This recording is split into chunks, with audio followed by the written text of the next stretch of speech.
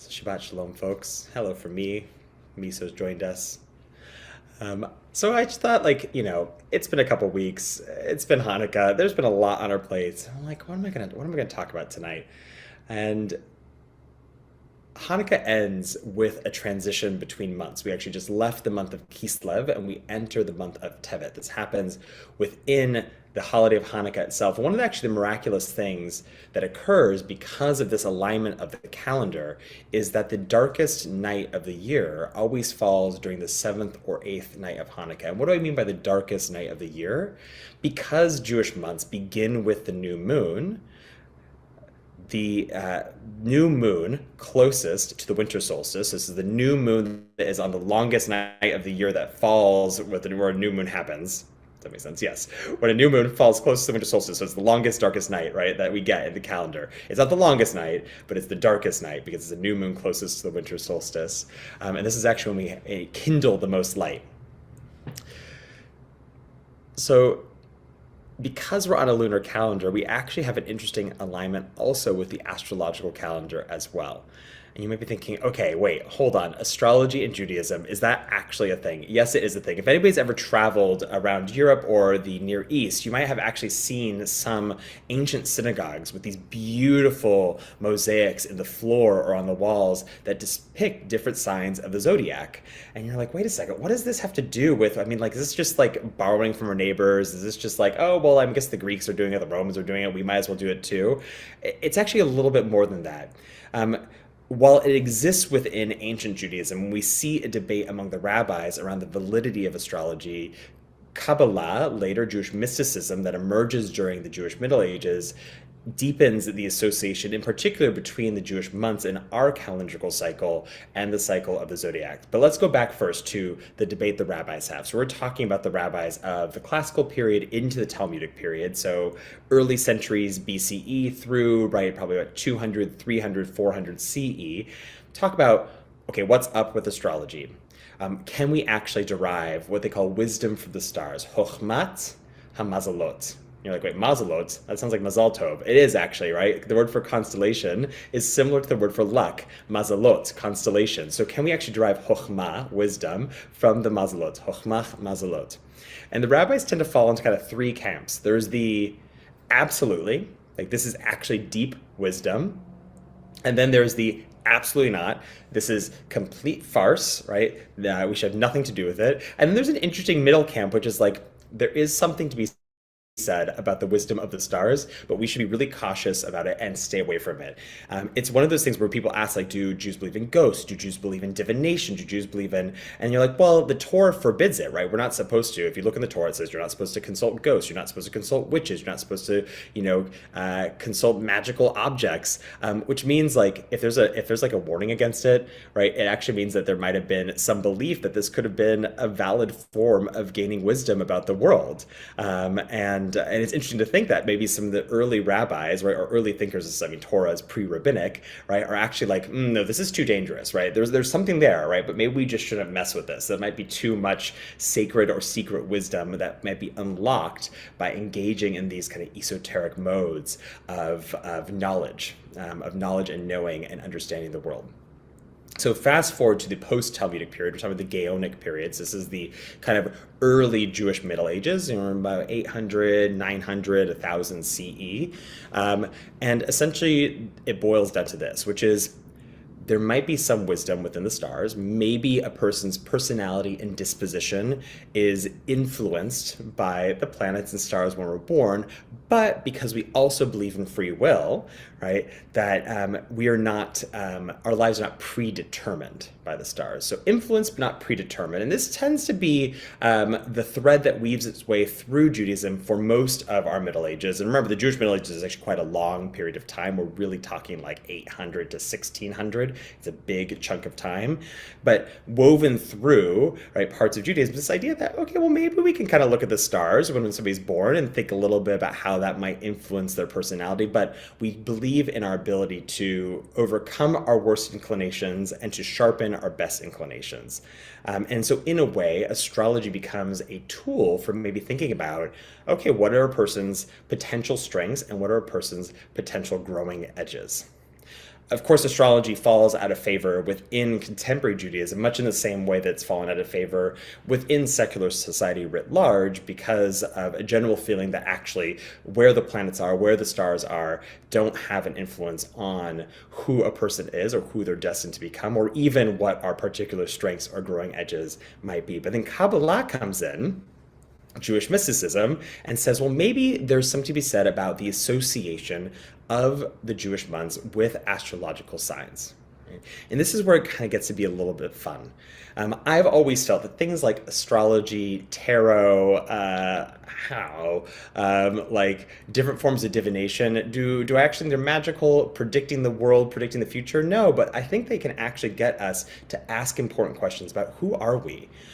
What are our strengths and dispositions? What kind of questions might I ask, or how might an astrological reading or a tarot card, for example, or a casting of lots, if you will, how might that get me to ask questions about myself in a way that I wouldn't have asked them before? And so I find the Kabbalistic association between the signs and our months to be really fascinating for that very reason. So we'll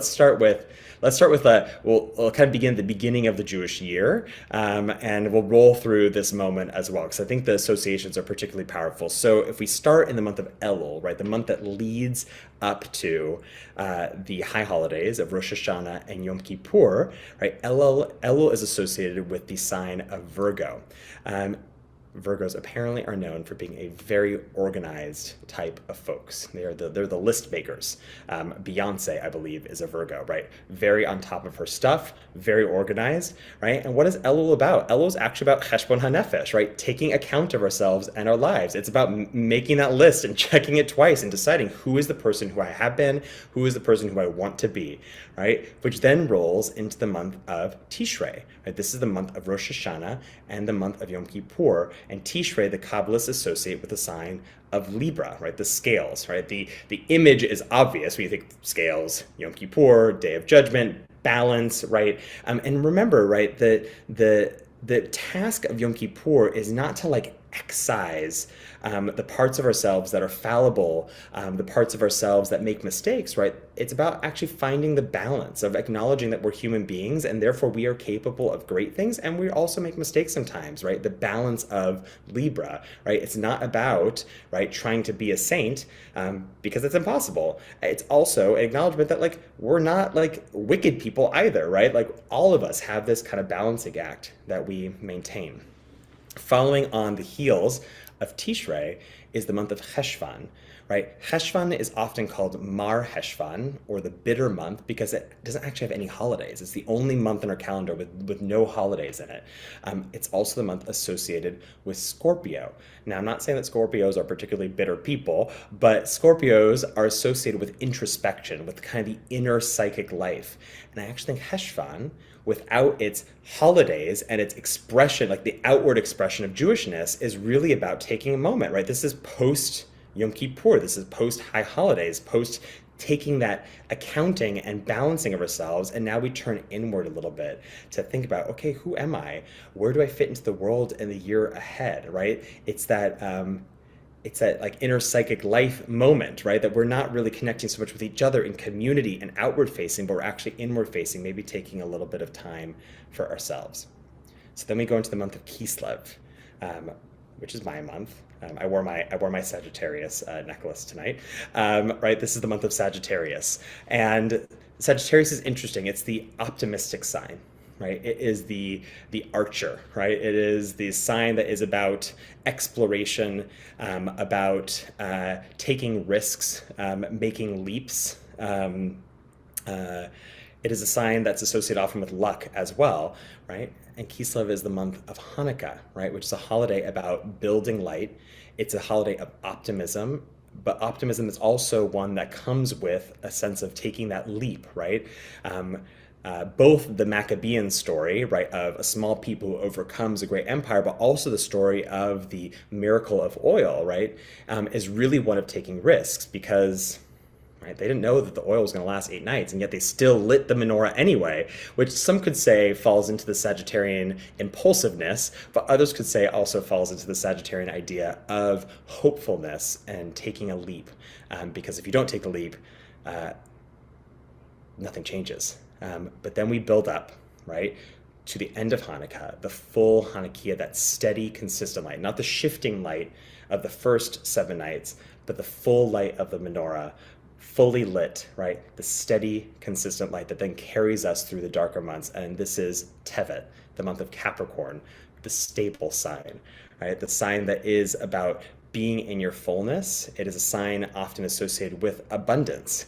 It is a sign often associated with, right, a strong sense of self and being, right? It is that the fully lit Hanukkah that then carries us through to the other side, into the month of Shvat. And Shvat is a very mystical month. It's when Tu B'Shvat happens, the New Year of the Trees, which is all about recognizing what's occurring under the surface. It might blossom, and that's when we get our Aquarians, right? Which is supposed to be a sign associated with the esoteric and the kind of mysterious and the unknown, right? It's the seed under the surface of the soil waiting to grow, which for those of us, particularly in wintry places like Chicago, Tu B'Shvat, the New Year of the Trees, you're not watching any trees bloom, but you are thinking about the potential that lies there. So I'll pause there because it could go on forever. And I find that this is really fascinating because it's a way of rethinking and re-engaging with our calendar. Again, do I think astrology is going to predict the future? Do I think astrology is going to tell us exactly who we are and who we're meant to be? No, but it could get us to think about, where are we in our calendar? What is the theme of these times, of the months that we're in? And how might I more fully engage with those themes, right? To move from a sense of organization to balance, to introspection, to hopefulness, optimism, and risk, to steadiness and contentment, to mystery and some of that awe that comes with thinking of what might lie behind the surface of the world around us. So even in these months, you can kind of see how the arc of the signs, the arc of the months, the holidays that are in them, has a lot of kind of richness there, to get us thinking a bit about where we are.